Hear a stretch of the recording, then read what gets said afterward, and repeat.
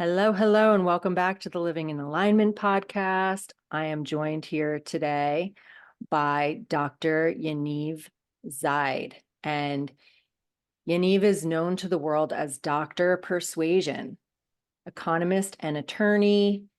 Dr. Yaniv Zaid acts as a business consultant to government departments, private firms, and public organizations. He holds a PhD in law and utilizes his rich knowledge and experience to help others achieve success. Dr. Zaid is recognized worldwide as an expert in the fields of public speaking, marketing, sales, negotiation, and persuasion. And he placed third in the 2003 World Ranking of Public Speakers. Wow, that's quite an accomplishment. Following Thanks. 20 years of international success, Dr. Zaid is the author of 11 best-selling books, including Public Speaking, Creative Marketing, and The Sales Bible, and is often invited to lecture and consult around the world. And I know he has a new book that's Yes. on its, making its way out to all over the world right now too. So I can't wait to dive more into that too. I believe it's called the 21st Century Sales Bible. So super exciting stuff. Welcome to the show, Thank you, Amy. Dr. It's great being Yaniv. here. Thank you for having me here. Yeah.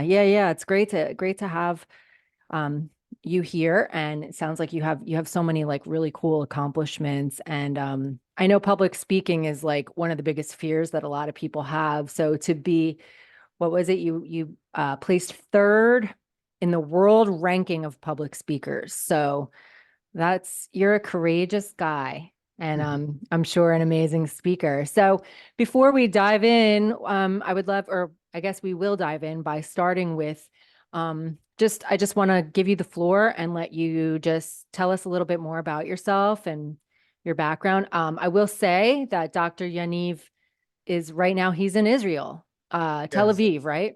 Aviv, yes. And he's 7 hours ahead of me right now. So it's evening where he is and daytime where I am. And so thank you for being here all the way from Israel. And we would love to hear a little bit more about you. Thank you for inviting me to your podcast. I heard lots of chapters from your podcast and I loved it. So I'm 46 years old. I'm married for the second time. I have two kids, 13 and 15 years old. I live in Tel Aviv in Israel. And like you said, in the last 20 years, I delivered more than 2,500 lectures and workshops worldwide. And I'm an international expert of sales, marketing, negotiation, public speaking. It started when I was in university. I studied law and economics. And I joined the debate society. Debate is, it's like a mind game between two parties, one in favor, one against. And I participated in many competitions, debate competitions worldwide. And I had I was very good at it. And I also, like you said, I was number 3 in the world championship in 2003. And in Europe, I reached the semifinals in 2002. And then I realized that debate method is very good, but most people, they don't know how to express themselves. They express themselves and they don't know how to, explain what they do. And they are lousy in job interviews. And if they are startups, they don't know how to present themselves. I know we have a lot of entrepreneurs here. So my mission in life, when I realized my mission in life is to help people express themselves and achieve their goals.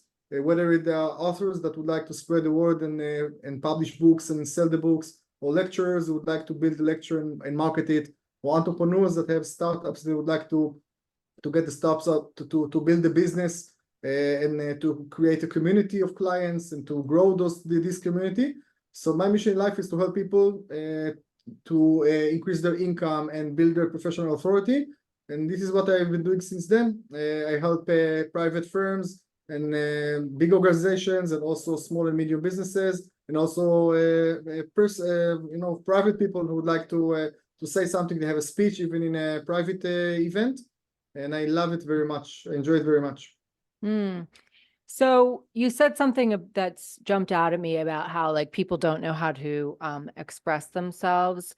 Is it like people don't know how to like really represent themselves powerfully to their audiences so that people really understand their value and what they offer? Is that something that you help people with?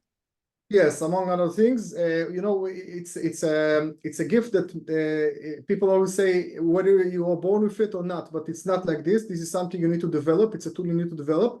And actually, if you can look at the regular education system, people don't teach us this. If actually, if you ask people, there was a research many years ago that they asked people what are the most important things in life for you. So the four most common answers were health, wealth, love, and happiness. Meaning love, I would like people to love me, including my spouse and friends.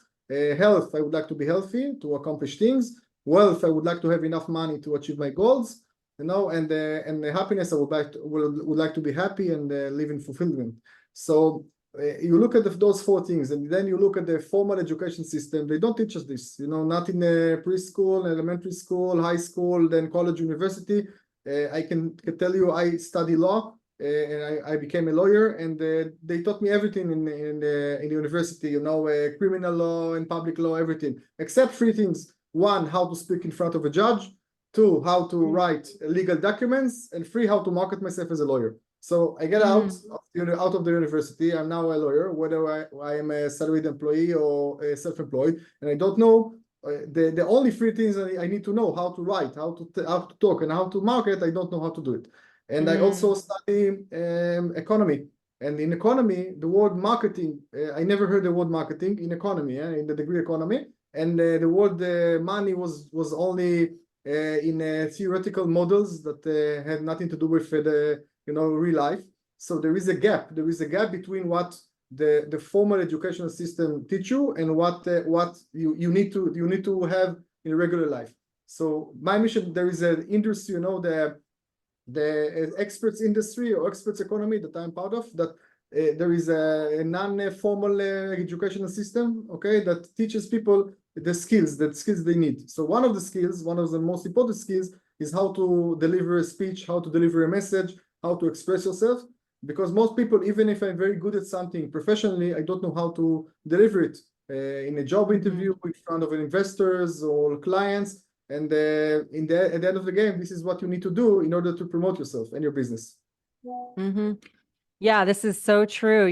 There's so many people, and especially like in the people in my audience, who are entrepreneurs, a lot of them have a lot of gifts and talents.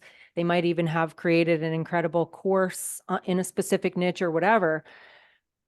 So they've been trained or they've educated themselves or whatever in whatever their niche is, but then it's like nobody knows how to find their stuff because they haven't been taught how to market. Like you were just saying, like you were taught about criminal law, but you were not taught how to market yourself as a lawyer.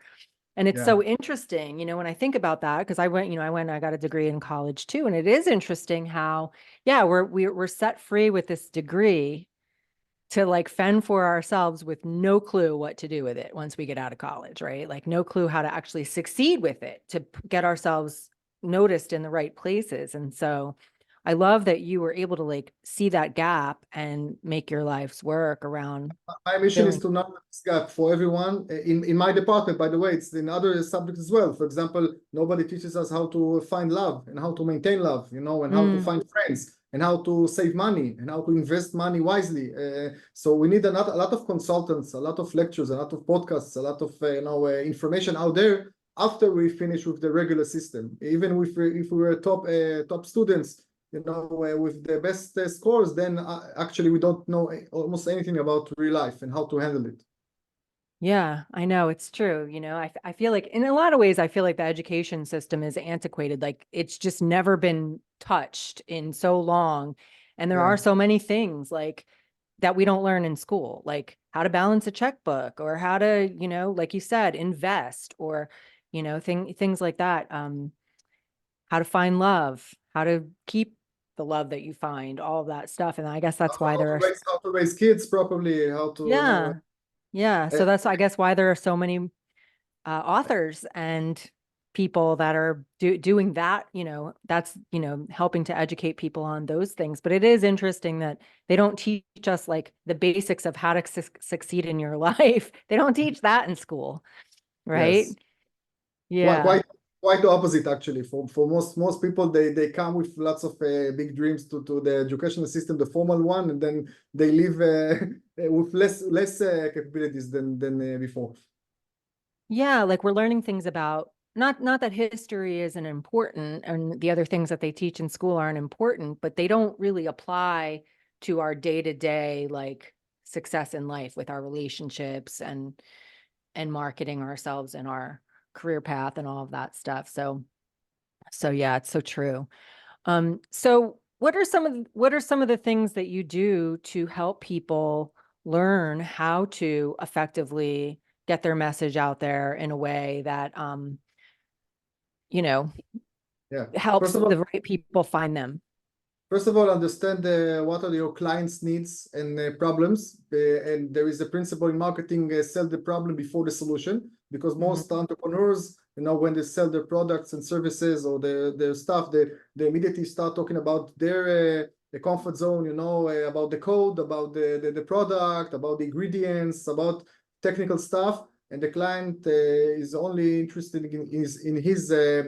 interested in their needs, their problems. And if I understand the need, I can sell the solution better. And also it has an effect on the pricing, because if we take flowers, for example, you take a regular bouquet of flowers, you can charge, let's say, $50. But if you call it a bridal bouquet, a bouquet that you use the flowers for the wedding, then it's you can charge $250, and it's the same flowers. Okay, so what is the difference? The need. Because when the bride and groom, they buy flowers for the wedding, they don't actually buy flowers. They buy the winning picture, the winning image. Experience. 10 years from now, they will sit with the kids and look at the photo album, and then it will say, oh, look how good mommy looked. Or in 30 years from now with the grandkids, look how grandmother was beautiful. Or they buy the feeling for a queen for a day of the bride. So it's not actually I buy flowers, I buy all the package of the flowers. So if you are an entrepreneur, you'd like to sell your products and services, you need to understand why people buy your stuff.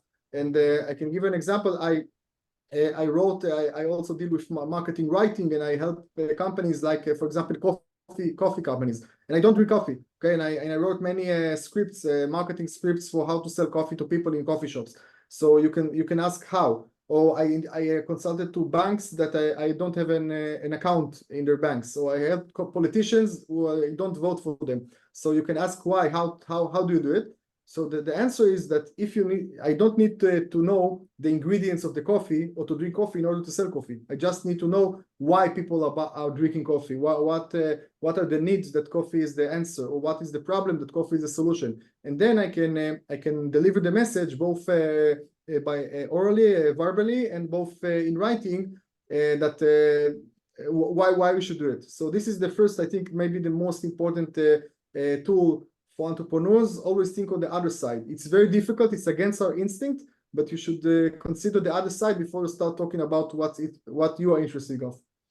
Right. So it's really about knowing your audience, right? Like before you can sell anything, you need to know who you're selling it to and what they need, what problems they have, so that you can accurately present a solution, right? Yeah. And so do you feel like a lot of business owners and entrepreneurs are doing it? I'm guessing the answer is yes, based on what you just said, but like doing it backwards, like they're trying to sell something to like a blanket of people who may or may not even be interested in what they are offering, because they haven't figured out who their actual audience is. So they're like that saying, if you're marketing to everybody, you're marketing to nobody. Yeah. You need to define the target audience. You need to define who are the people, what age, are they married or single, where do they live.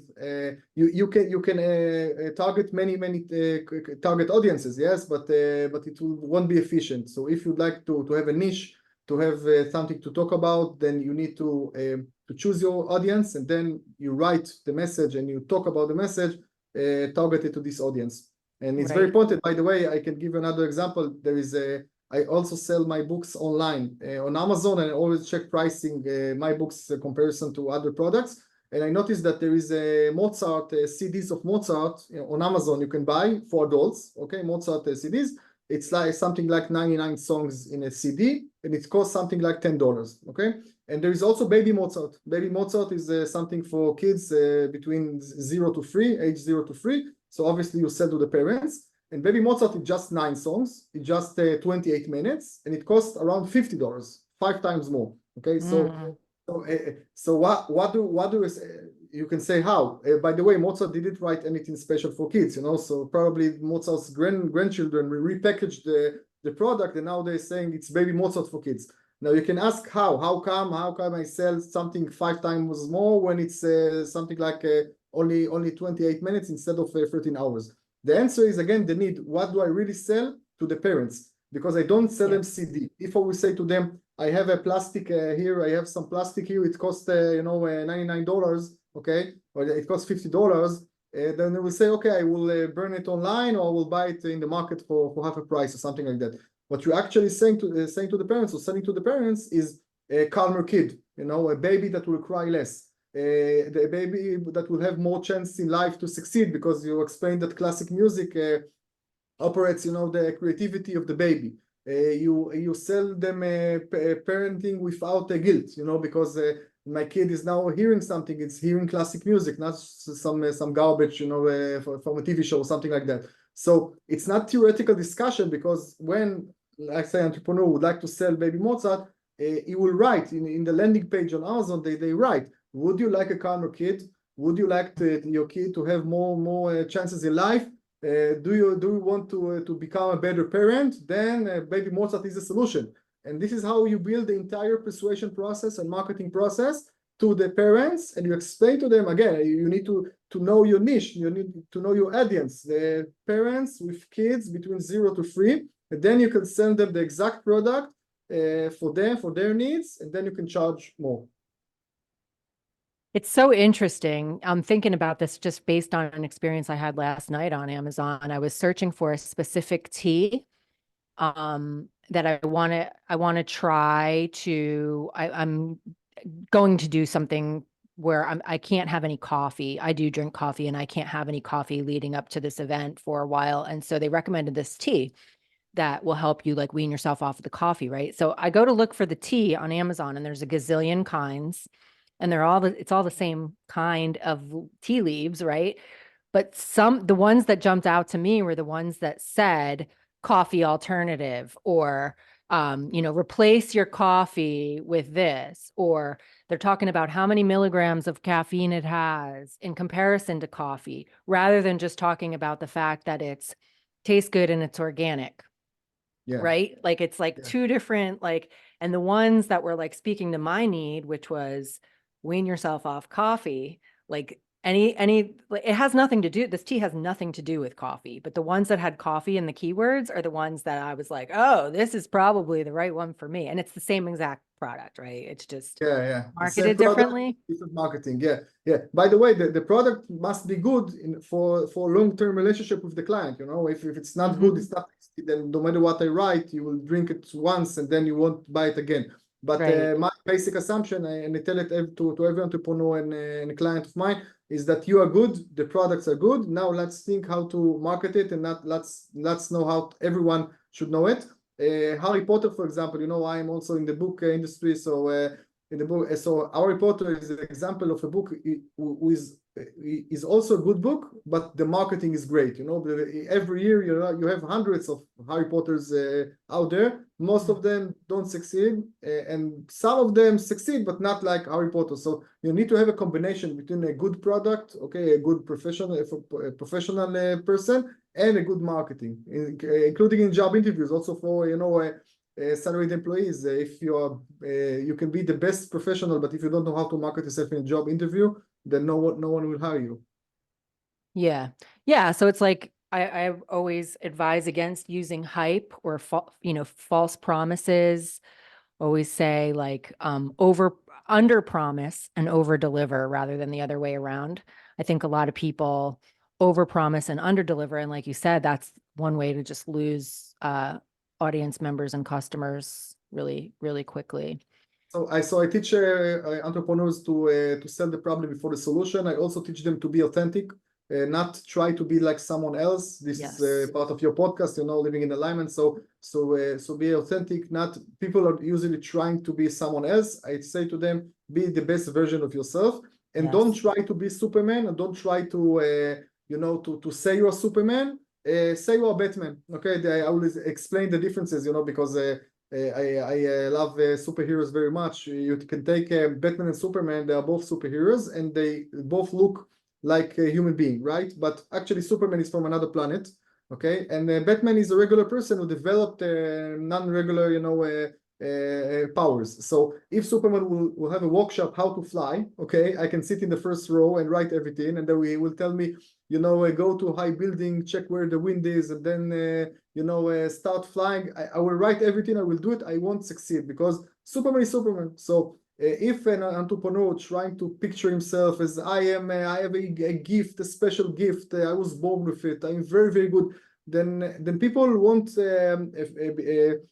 and they identify themselves with him, and they won't feel comfortable with him. They say, okay, he was born like this. I'm not. But if you say, no, I'm Batman, I was like you, and then I developed some powers. I worked very hard. I found my niche. I expressed myself better, etc. Then it's okay. Then people will say, okay, I am like him. I will follow his footsteps. I will listen to him. I will implement what he has to say or she has to say, and then I will better. So for me, for example, I wasn't born, I always liked talking, but I wasn't born, a public speaker. I trained myself, I improve, I still, improving myself from each time. This is what I teach my client. There are no secrets, no hidden, there's some sentence you will say that all clients will buy from you or something like that. You always try to improve yourself and to be the best version of yourself. Yeah, I love that you're talking about this because, of course, being authentic is one of my favorite topics. And I feel like people just like ignore the advice all the time. Like, as a matter of fact, just today, somebody copied word for word something that I wrote and posted it on social media, pretending that they wrote it. This happens all the time, not just to me, to a lot of people. It happens to me as And well. yeah, and it's kind of sad because I feel like people do that for like because they're lazy and they don't want to do the work, but I feel like it actually hurts you in the long run because people want to connect with you, not you pretending to be somebody else. So if you're like copying somebody else's work and you pretending that it's yours, you're not giving people the opportunity to see who you are, right? Yeah. And I feel like I'm beating a dead horse a lot of the time because I talk about this all the time. And yet I watch even students that I, teach and stuff do it all the time. Like, and I don't know what it is. If it's just like human nature to want to just like, they see somebody that's being successful. So they're like, I need to just pretend that I'm them. Kind of like what you said about Superman. It's like, well, you're not them. You have different gifts that I don't have that you can share. And anyway, I feel like copywriting is one of those, like you were talking about how you've been working on your skills for like your whole life. You weren't born a public speaker. You didn't get to be third in the world or whatever the title was. English is not my mother language. I exercise myself all the time, and it's like being in good shape. I run a lot, so it's like running all the time. If you won't run for a month, then you lose shape. So English as well, I need to practice it all the time. So when I, for example, in a marathon of lecture or lectures all over the world, and my English is great. And when I don't speak, for example, a week or something in English, then maybe I lose some shape, and I need to get back on the horse. And also I found out, and also I did a lot of work, also mentally work with it, that I come from Israel, and the fact that I am successful in the United States and also in China and Russia and India, it's because I understand my unique perspective, as a Jewish people, as Israeli, we have we are a startup nation, we have a unique ecosystem, and that I don't need to compete with you, for example. I don't need to compete with an American when I sell to Americans. I need to be exactly who I am, Dr. Persuasion from Israel, from the Middle East, with my niche, with my background, with my experience, and then I bring something to Americans or to Chinese or to Vietnamese or to Indian that they don't have there, because if I try to be an American, I can't be an American. I don't Right. have the mentality, I don't have the connections, I don't have the the sharp in English, everything. So I'm doing the best I can all the time to be the best version of me. Yeah. And that's the thing.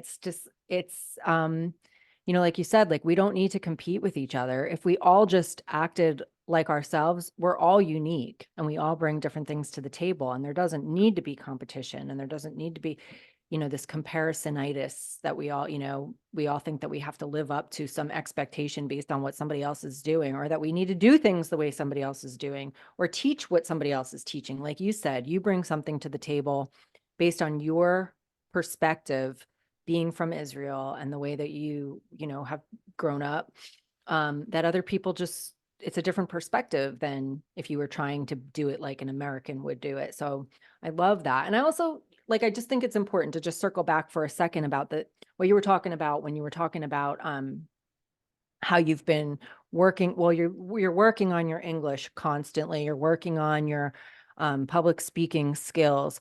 I feel like the skills piece is another thing that people don't take seriously enough. Like, I think that's one of the reasons why people try to copy other people, is because they don't invest the time and effort necessary to build their own skills. And I've actually been thinking about that a lot in the last few days, being in a new year. Like, what skills do I want to focus on this year?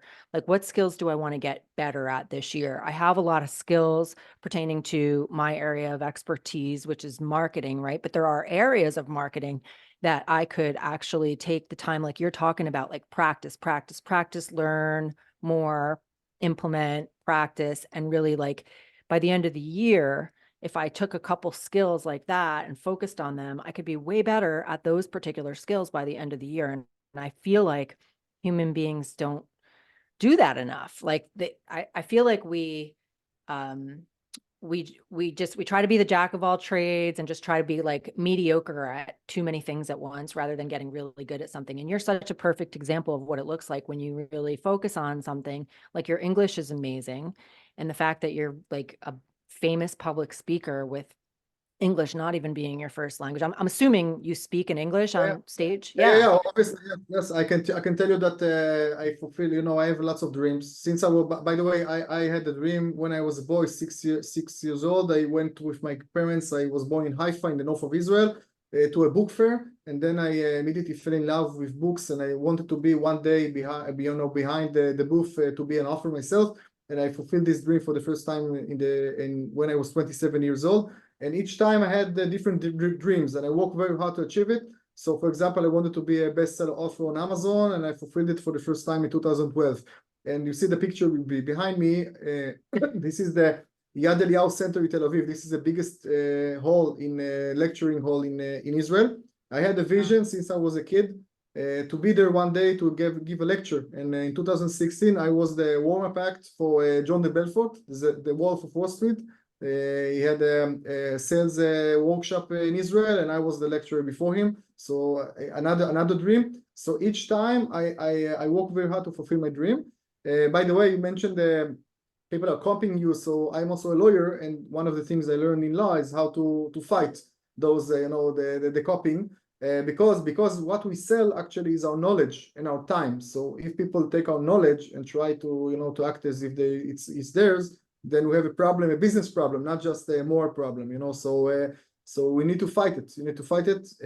And I think you said a lot of people, they don't do it, but the successful people do. The successful people, they work hard, they're authentic.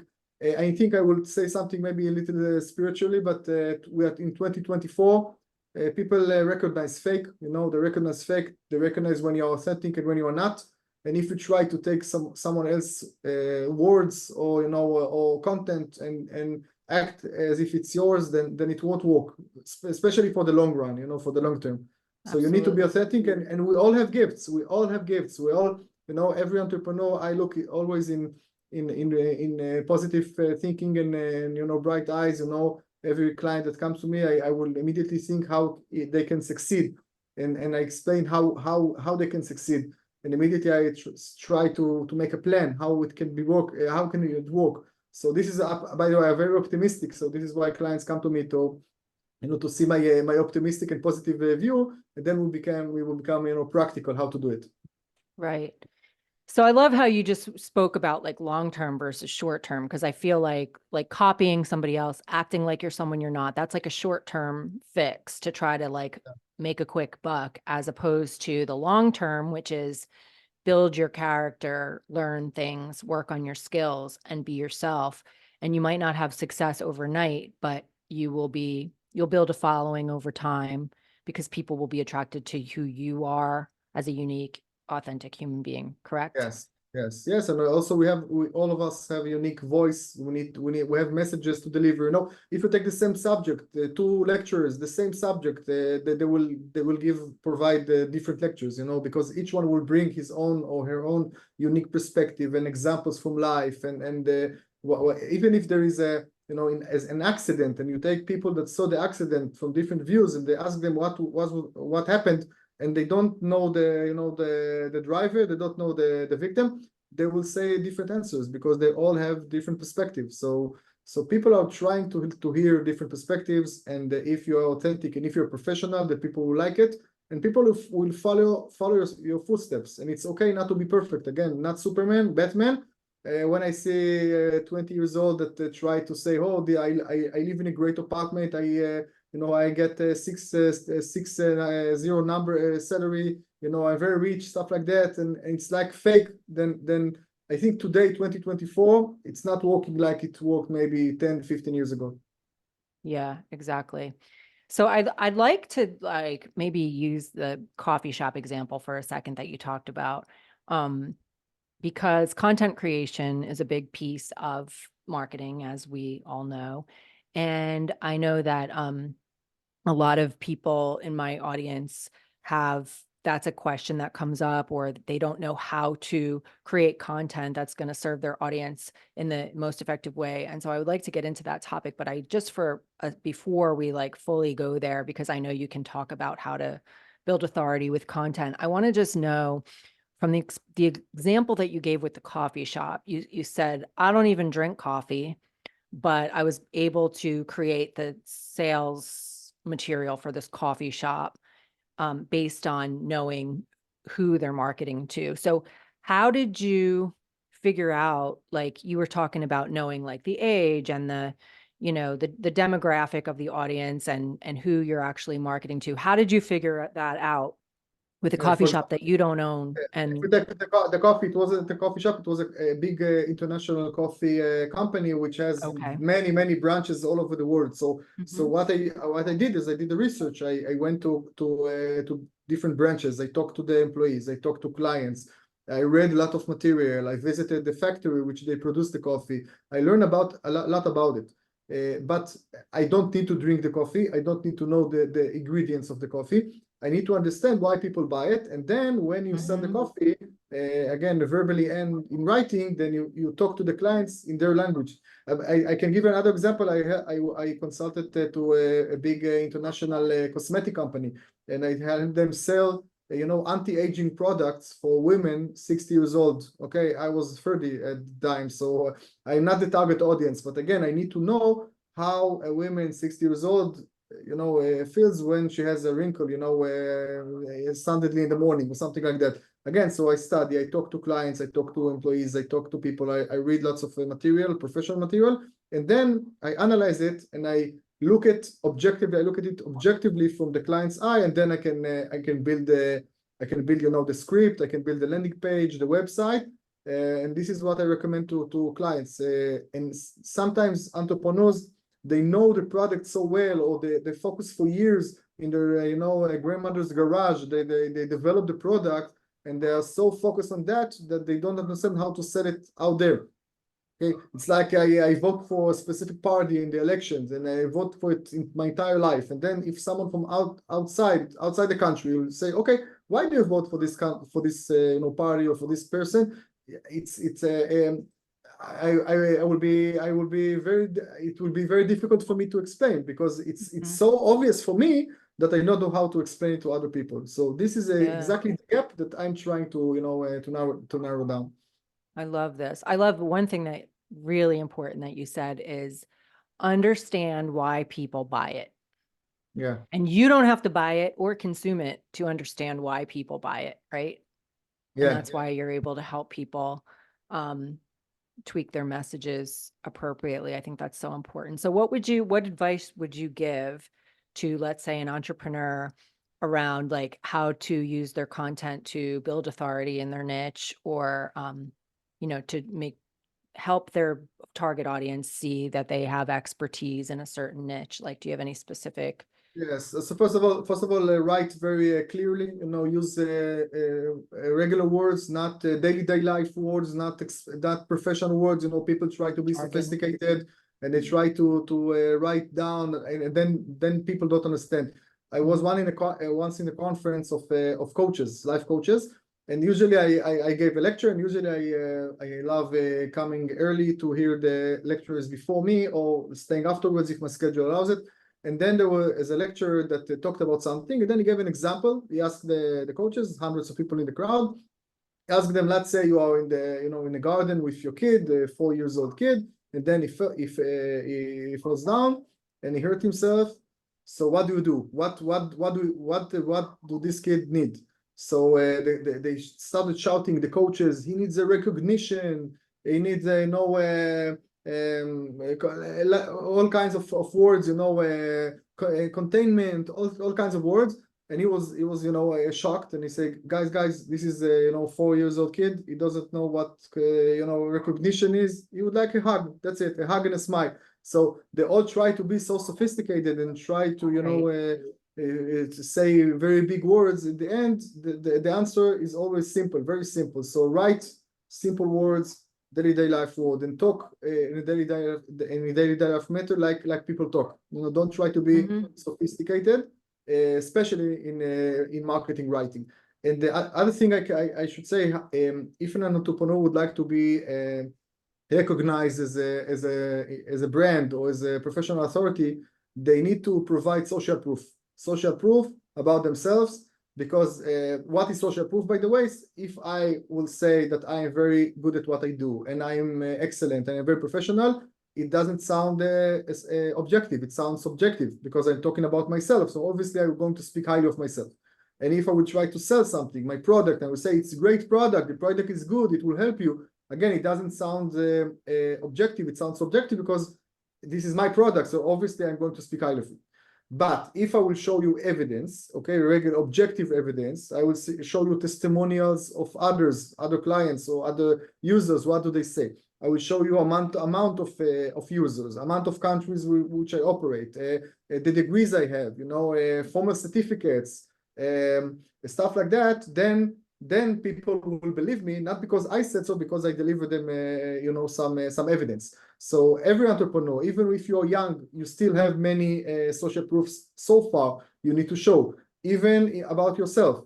And then as long as you have achievements, each achievement brings you another social proof. Then you can leverage it to get to the next level each time. But this is something that most people they don't talk about. For example, they can win a contest, check contest when I was 12, and now I'm 25, and I don't talk about it. Now, why? Because you need to talk about it. If you have an achievement, it's an actual achievement, not others' achievement, my achievement. And I already invested lots of time and money and energy in having these achievements, and you need to talk about it because people will drawn to your energy, and they will believe in you. And people, usually investors, invest usually in entrepreneurs, not the idea, because they don't understand the idea so much. They invest in people, and the clients buy from people. So if I like the people, if I trust the people, then I will buy from them.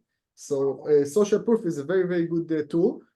I can give an example about, I love restaurants very much. I'll give an example from restaurants. If you have two restaurants, okay, one next to the other, and I come and I don't know where to eat and I'm starving, and one is empty and one is full. Now they are both open. The empty one, the owner stands in front of the restaurant and say, come in, please, and eat.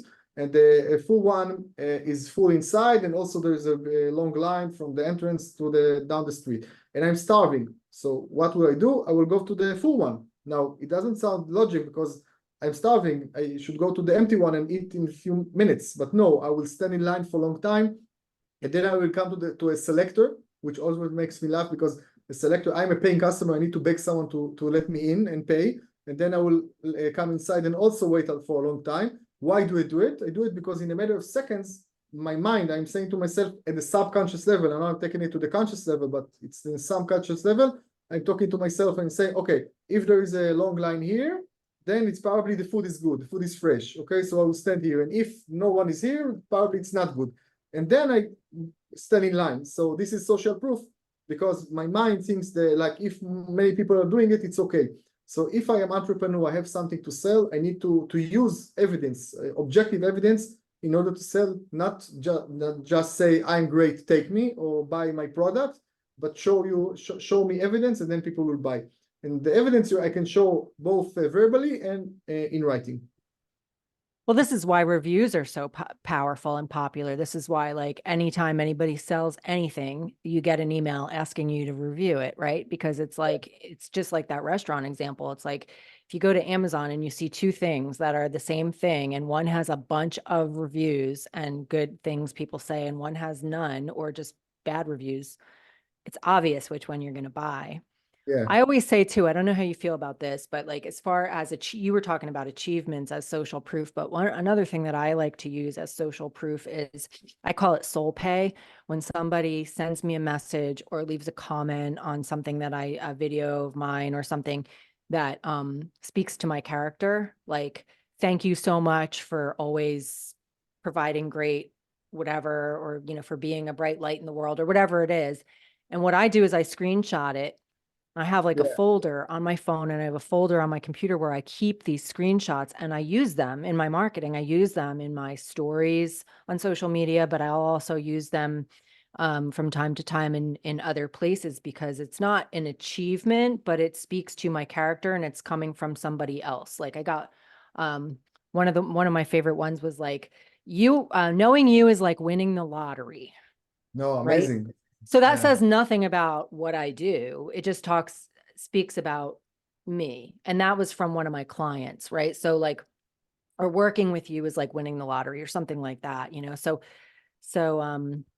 that's another.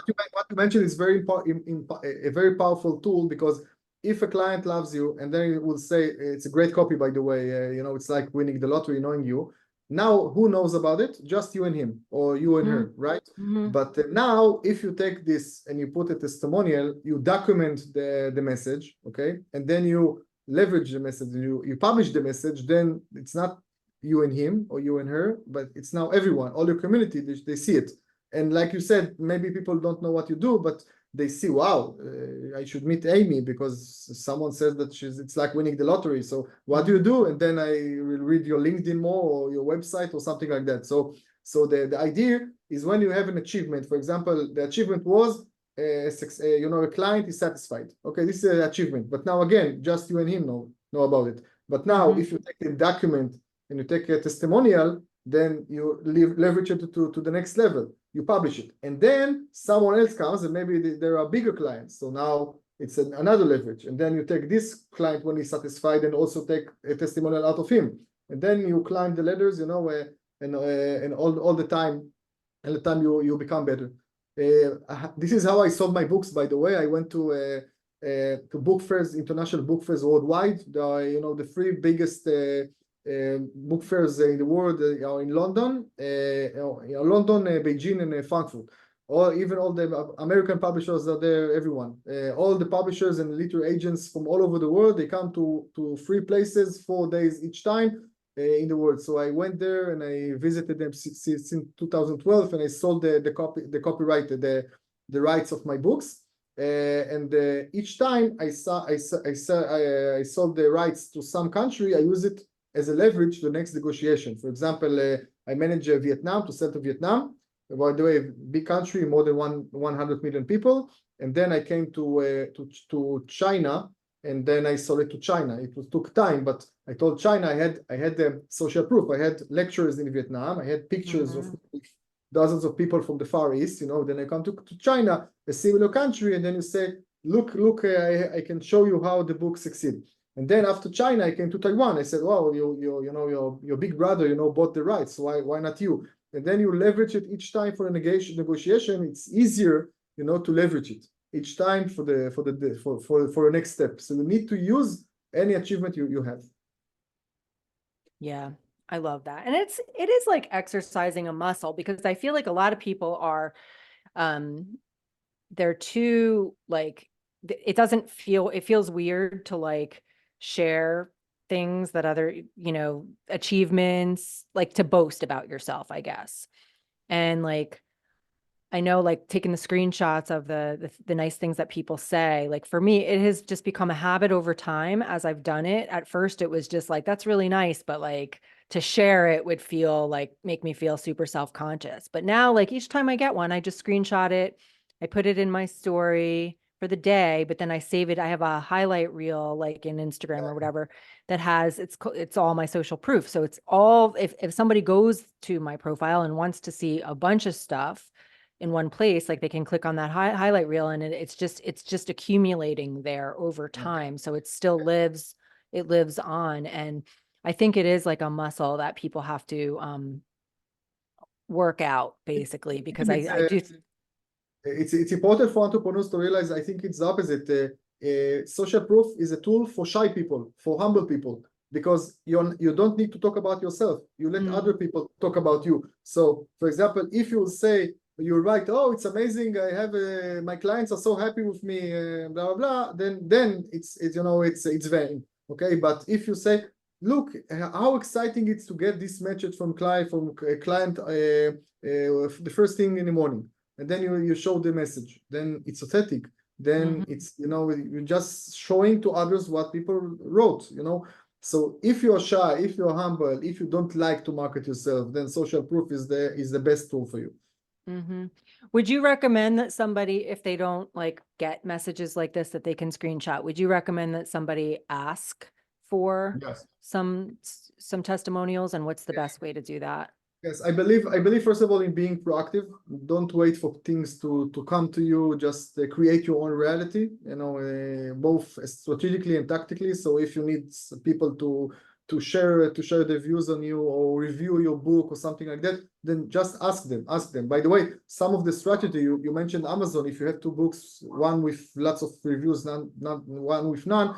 So it's like, what comes first, because if there is a book with no reviews, then they will always stay with no reviews. It's like there is a tip jar, in the restaurant. So there are researchers that if you will put a tip jar on the counter and it will be empty at the beginning of the shift, it will remain empty at the end of the shift, because no one will be the first one to put money. So who is the first one to put money in the bartender's tip jar? The bartender, right? The bartender, the staff, they put money.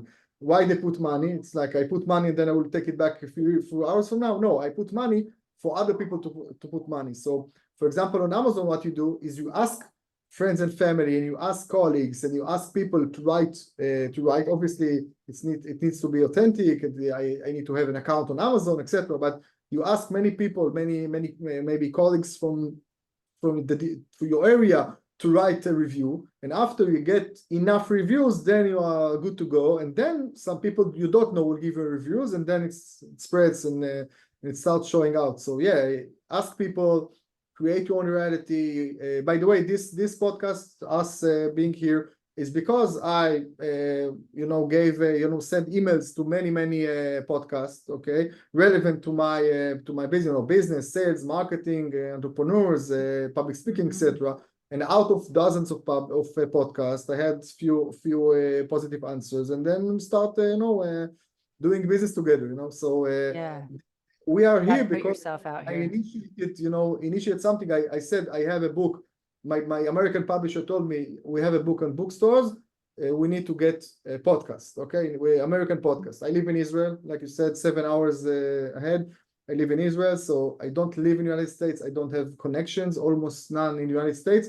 So my mission, if I would like to succeed in the United States, is to approach people, successful people like you, with podcasts, and operate together, and do a combination cooperation together. So this is what I did. Again, my initiative. So this is what I do worldwide. This is what I recommend my clients to do.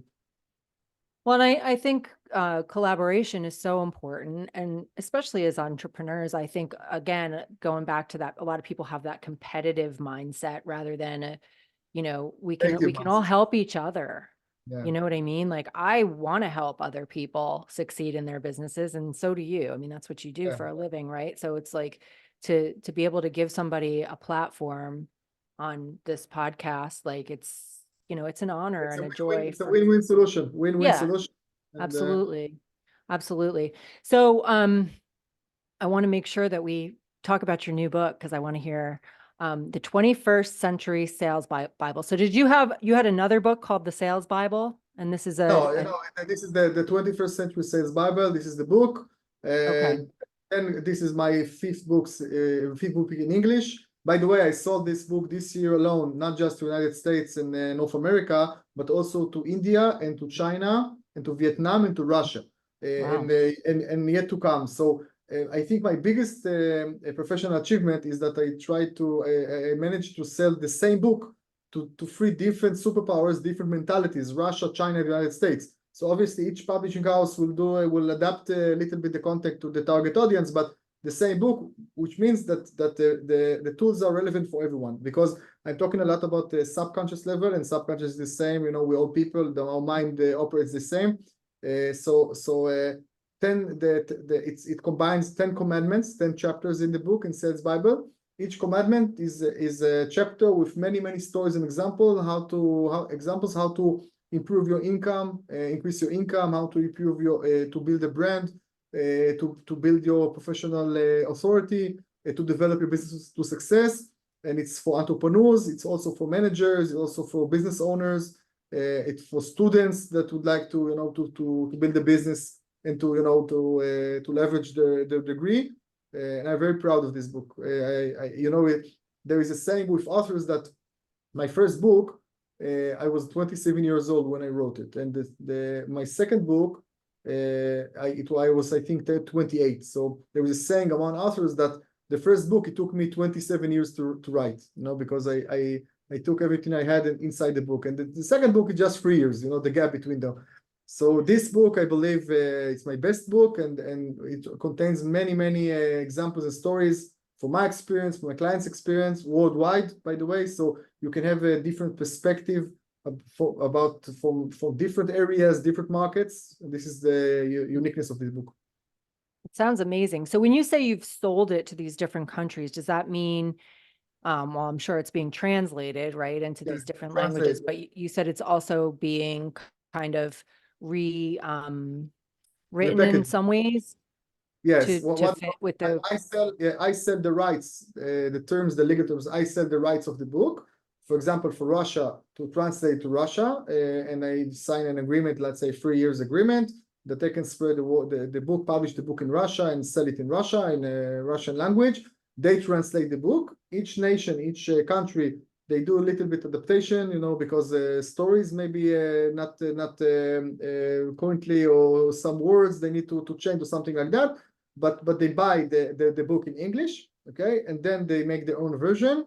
And this is how I can write one book and I can sell it worldwide to many countries. And today every book is actually free platforms. You have a printed book, you have ebook, and you have audiobook. So I once wrote an article, how can you sell the same book to 3 different publishing houses in the same country? So this is the answer. You can sell to one publishing house the audio, and one the ebook, and one. So actually, I told you before that what we sell, you and I, is our knowledge and our time, and we need to protect our knowledge and our time. We talked about copying our knowledge. So when you write a book, actually you preserve your knowledge, because now it's copyright. Now everyone knows when the book was published. And now you get it out there, and what is here is now being spread all over the world. It's a great business model. So when I work with entrepreneurs, for example, I'll immediately say, how can we leverage your knowledge? How can you leverage, what is the business model that we can take this product or service and leverage it in a maximum way? That's awesome. So when you say you sell the rights to a country, are you selling it to a publishing house, or are you selling who is they that you're selling it to? There is the publishing house, and maybe sometimes I connect directly with publishing house, sometimes through a literary agent. In Russia, there's the biggest publishing house there, Bobora. They bought my book, The Sales Bible. In China, X Iron, again, one of the biggest Chinese publishing house. Obviously, when the book is published, I lecture a lot about the book online. Today, thank God for Zoom, you know. So I gave lots of lectures on Zoom to Russia, to Vietnam, to China, to India, to United States, different hours. And also I come for a roadshow when the book is published, you know, signing in bookstores and meeting the audience. I have lots of success in the Far East with my previous books. I enjoyed very much Southeast Asia and the Far East. You know, my books were, you know, published in India, Vietnam, Hong Kong, Macau, China, and many more countries. So it's great. It's great. And they love, I can tell you that they admire the Jewish people, and also they admire Israel as startup nation. So actually, I feel when I'm there that we have a very big relative advantage when I'm there. And they are eager to know, they're eager to learn knowledge, Western knowledge about how to develop business and to learn the mentality that of to be proactive. It's something that's missing in those nations. Being proactive, being, you know, share your thoughts, how to speak clearly, you know, how to have big dreams and you accomplish them. It's something that's missing them, and the successful people there would like to learn from us how to do it. Yeah. You're such a good example of what it looks like to be proactive and to just put yourself out there and just move, you know, without fear or moving through the fear and just doing what needs to be There done. is fear. By the way, there is fear. I overcome it, and I treat myself to overcome it. And each time I think like you know, again, I give one step at a time, and all the time accomplish more. I remember the first time, it was 10 years ago, I went to the United States to lecture for American company. It was the first time that American country not related to Israel approached me after one of my books, that they saw one of my books, and they called me for 2 days workship in New Jersey. And I went there, and they brought all the managers from all over America for 1 day workshop with me. And they paid a lot, and they you know, gave me a ticket to New Jersey. And I remember I said to myself, wow, it's amazing, because they invest a lot in me from Israel to come to teach Americans how to sell. And they have so many John Smiths there that they can tell them, and there is a fear that why they need me for, you know, how can I teach them? And then I said to myself, well, like I told you before, I understand that I have a mission to help Americans because I bring a unique perspective from Israel. I don't need to be John Smith, because I will never be John Smith, but I will be Dr. Yaniv Zaid from the Middle East, and this is why they bring me, okay? Because other times they will hear John Smith, it will be okay. But for me, this is when I finished the workshop there, I felt that like it's another professional accomplishment, that I was very proud of myself about the, you know, the way I did. Yeah. That's amazing. And again, I think that's one of the things that stops us is we don't give ourselves enough credit. We think like, who am I to be doing this or being paid to be able to teach these people something, like, and that's where our fear gets in the way. And we have to just give ourselves more credit than we typically do, and just own it and just move through it and do it. And I'm sure it feels so good every time you do that. And Yes. and now you know how to help other people do that too. So what would be like a tip that you could give people as far as how would you motivate somebody that is stuck or stopped? And you know, is there a tip? Provide them, I think a call to action, you need to provide people with tools, with practical tools, simple tools that they can act. If you give people simple instructions, they will do it. If you try to complicate them, they won't do it. You know, there was a research in the 60s in the United States how to persuade people to get vaccinated. And they took 100 students in one of the universities, and they showed them a presentation about how to get vaccinated. I think it was polio or something like that. And they gave them a very good presentation, half-an-hour presentation. They explained why they need to get vaccinated, what will happen if they don't, etc. And then the call to action was go and get vaccinated. So they checked one month later, and out of 100 students, only 3 got vaccinated, just 3% conversion rate. So it was they were amazed. They said, well, the presentation was so good. What happened? What happened? Life happened. You know, the students got off the lecture, and they said, well, I need to get vaccinated. It's just I have a test 2 days from now, so I will finish the test, and then I will go get vaccinated, and then you lose you know, the momentum. And then they took another group of students, 100 students, and they told them the exact same presentation. After half an hour, go and get vaccinated. But this time they gave them a map of the campus with X where the clinic is located and with hours that it's open and the phone number they should ring. And they told them go and get vaccinated. And then they checked 1 month later, 33 people out of 100, 11 times more, got vaccinated. Now, what is the difference? The specific call to action. You help people do the act. You don't tell them, well, just do it. Go and find out what to do. No, this is the number. Call the number. This is the hours. Check your diary. Go to get vaccinated. And if we're talking about networking for entrepreneurs, and usually I meet people in conferences, and most time I try to say to someone, okay, give me your details. And people will say, oh, you should Google me, go and Google me. Yeah, that's why should I remember you? I will go. You expect me to go home, remember you out of all the people I met, check your website, check contact us in your website, check the number if you have a number, and then contact you. Why? Just give me your mail and phone number right now. So just Google me. It sounds good. It sounds like I'm not, you need to chase me a little bit. But no, people don't like to chase other people. If we need to be connected, then just give your number, mail, and start the connection. Yeah. So give people specific instructions, they will do it. Yeah, that's such a good tip. And we do it a lot in marketing too, as far as like showing, okay, so you go to this page, click the buy button, and then put in your contact information on this page, like walk them through the process. There are researchers, I told you I write landing pages and scripts, etc. So there is a research that if you write, for example, let's say I market a conference and I will write on the button, the click button, for further information about the conference. Okay, so we'll have X conversion rate, let's say 20%. If I write for more information about the conference, click here. Now I have 20% more, let's say 24%, not 20%. If I write for more information about the conference, click here now with an exclamation mark. Okay, now I have 40% more. I have, for example, 28%. Now, the same action, just I added now, something like that. Now you say to yourself, wow, people are stupid. No, they are not stupid. We're just people. This is how subconscious works. Because if you give me instructions, you say now, like in a traffic, you see a sign, you say, okay, stop. First stop, then I'll explain to you why. Stop. So click here. Okay, I know what to do.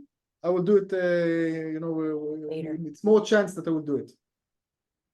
Yeah, it's human psychology. We need to be told what to do, or if we do tell people what to do, they're a lot more likely to do it than if we just. I see this all the time with people like, what? They put up this amazing piece of content with no call to action at the end. And they're like, why isn't anybody clicking on my link? Well, because you didn't tell them to click on your link. You didn't tell them where the link is. You didn't tell them why to click on nothing, so. Or lecturers that I see that they gave great presentation. And then the last slide, thank you. Thank you. No email, no website, no saying, well, I have workshop opening soon, or if you have any questions, please free to contact me or something like that. And you just finish the lecture, thank you, and then you go out, go off the stage and get off the stage, and then probably sometimes they even go, and people are trying to communicate with them, they can't. So you lose all the leverage from your lecture.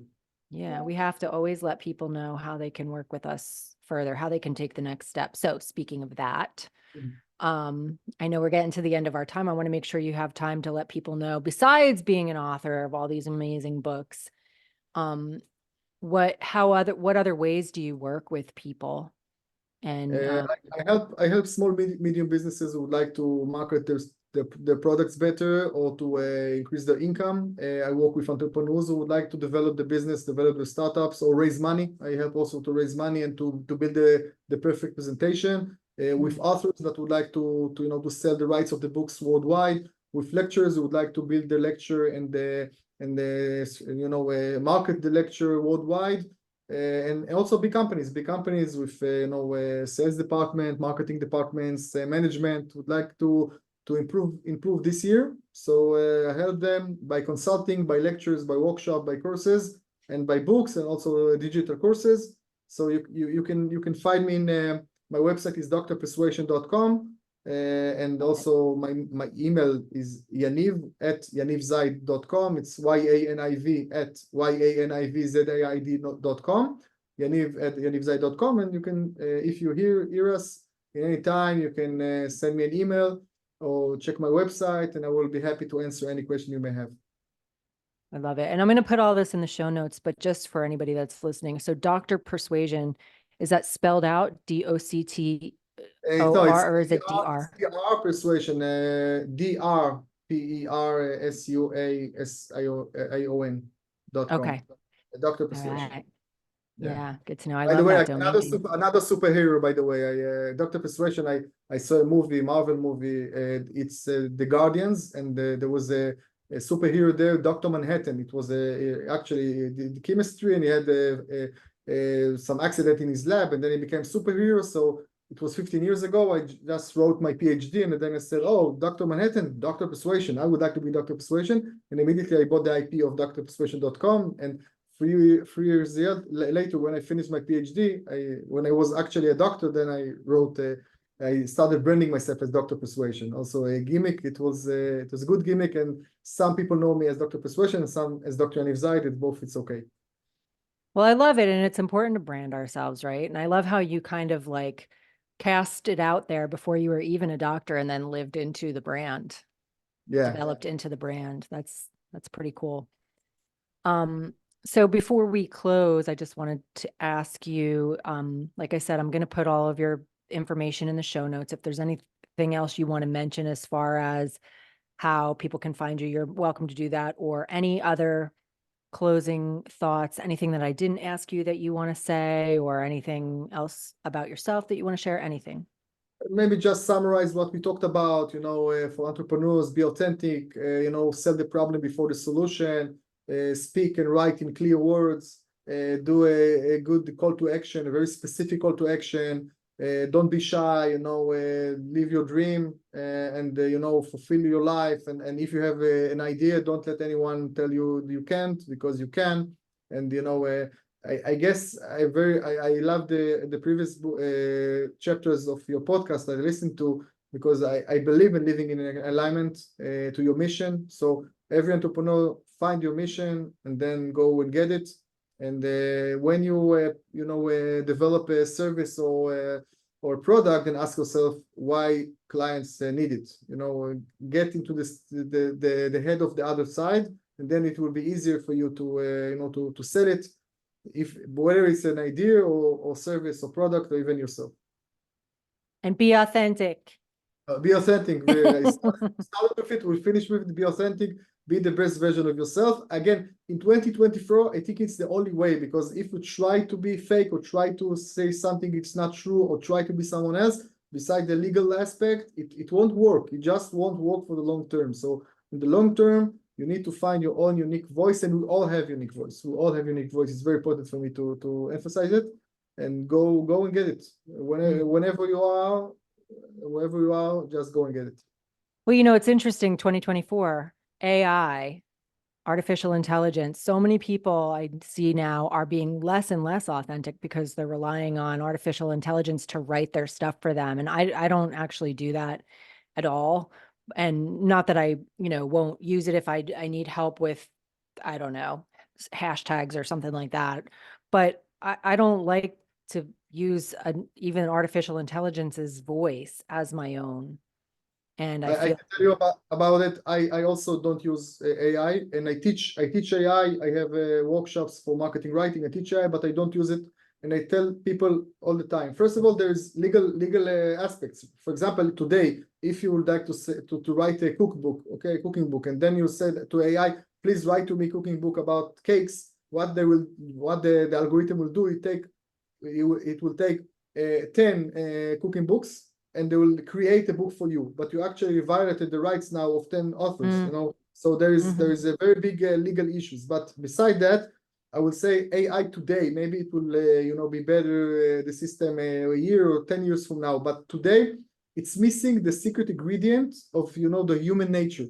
And each time I say to my clients, if you try to write a website or to tell your story or landing page, even if you use AI and it's okay because sometimes you want to be more creative or to get more ideas, okay, get the idea from the AI, but the formula, the last writing should be yours, because you have your secret ingredient, the feelings, your stories, the human touch that AI can't replace it, not yet at least. So even if you use AI in order to be more creative or to get ideas or to learn more, something like that, you should have the final call.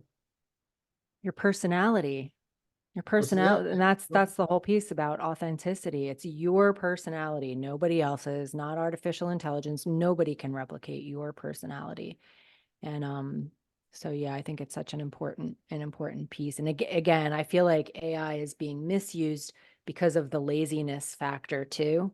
People want to crank out more content or put out more things, so they figure, well, I'll just have AI write everything and it'll take less time. But it's not yours. It's not in your voice. It's not going to attract the right people. Like what I always say. And you don't learn anything. If you're a student, you don't actually learn anything. If you copy, if AI makes all the job for you as you're a student or as even a professional, as a lawyer or something like that, you don't actually develop yourself. You don't learn anything. So all the idea for us humans, human beings, is to learn. And every expert is a student.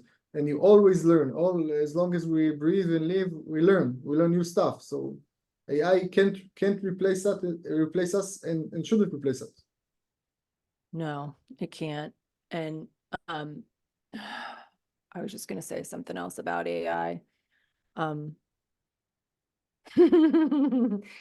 I just completely lost my train of thought, but oh, I was gonna say, like, it's very vanilla. Like, I feel like, so when I first started, AI, was not even a thing when I first started 20 years ago, like creating content and stuff like that. I was always afraid, especially when videos started coming on the scene, and I was afraid to go on video because I was afraid that if people could see my face and hear my voice and hear that I'm a fast talking girl from New Jersey, that they would be turned off, and that it was easier for me to write my copy and edit it as much as I want to without having my face on it or my voice on it or anything like that, because it wouldn't turn anybody away. And what I learned is that when I am willing to put myself out there, warts and all, as I like to say, like as myself, with my voice, with my face, whatever, some people will be turned off by that, as they will with anybody, but the right people will follow you forever. They'll, as long as you're being yourself, certain people will resonate with that and want to be around you. And I have had people that have been like on my email list for decades, because they're just like, they've just been watching my journey as I go or whatever, and they like my personality and what I have to say, where other people don't, and that's fine. And I think that's another thing, like people want to appeal to everybody. So using AI might be a way to just create like this vanilla content that isn't going to turn anybody away, but is it really going to attract people at a deep level either? Probably not, right? Yeah, people probably, maybe they won't hate you, but they won't love you. You need people to love Right. you. I had the same challenge. I started when I was very, very young, 20 something. Today is maybe more common, but then all my area of expertise, people were 40, 40, 50 years old. I was 20 years old. And when I started, I remember I hide my age. For example, I didn't tell how old I am. When I published my first book, it's called public speaking. I refused to put a photo in the back cover of the book, and the publishing house in Israel told me we should put a photo because usually this is what you do. So I said no, because I'm very young, it will look young, and the book is good. The book is authentic. It's very professional. People see, if they will read it, they will say, "Wow, it's a great book." If they will see the picture, maybe they won't buy it. And after a few books, again, I think it's a journey we all need to do. Then I realized that I'm selling myself, and it's the best version of me. You could have AI put some wrinkles on your picture for you. Yeah. Make Today you you can do anything. 20 years ago, it wasn't. Well, this has been such a great conversation. I appreciate it so much. And I think, my audience is going to really love this conversation as well. So um, I will, like I said, I will put everything, all of your contact information and information in the show notes. And I just want to say thank you again. And Thank you, Amy, very much. It was a privilege to be here, and thank you all the listeners. And check 21st Century Sales Bible, and hopefully we'll meet soon. Thank you very much. You said that the 21st Century Sales Bible is available now on Amazon and all those Available places. online, some of the bookstores in North America, but also online. Amazon also both as audio and ebook and printed book. So check the book, check my website again, drpersuasion.com. And again, if you have any question, I will be happy to answer any question you may have. And this is the beginning of a beautiful friendship. So thank you very much. Absolutely. I want an autographed copy of that book. No, I'm just kidding. Yeah. You can send me an email with your address, and I will send a book by mail. Oh, Okay. that would be cool. Yeah. I would love By to read your book. process. I'm sure I Great. could learn a thing or two. And then I could do a review of it too, on YouTube. Thank you. Oh, yeah, absolutely. Well, anyway, it's been a pleasure meeting you. Thank you everybody for listening, and we will see you in the next episode. Bye for now. Bye-bye.